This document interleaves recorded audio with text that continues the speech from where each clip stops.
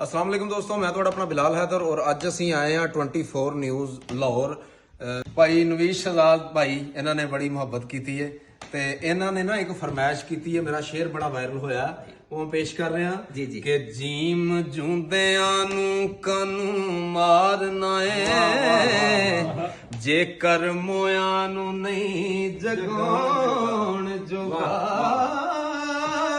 ਮਿਲੇ ਰੂਹਾਂ ਨੂੰ ਕਿਉਂ ਨਖੇੜਨਾ ਏ, ਜੇਕਰ ਵਿਛੜੇ ਨਹੀਂ ਮਲਾਉਣ ਜੋਗਾ ਬੂਹੇ ਸਵਾਲੀ ਨੂੰ ਕਿਉਂ ਛਿੜਕੇ, ਜੇਕਰ ਪੱਲਿਓਂ ਖੈਰ ਨਹੀਂ ਪਾਉਣ ਜੋਗਾ। ਉਹ ਬਾਬਾ ਬਿਧੀ ਚੰਦਾ ਬਦੀਆਂ ਬੰਦ ਕਰ ਦੇ, ਜੇਕਰ ਨੇਕੀਆਂ ਨਹੀਂ ਕਮਾਉਣ ਜੋਗਾ। Bye bye. ਬਹੁਤ ਸ਼ੁਕਰੀਆ ਜੀ, ਵੀਡੀਓ ਨੂੰ ਸ਼ੇਅਰ ਕਰ ਦਿਓ।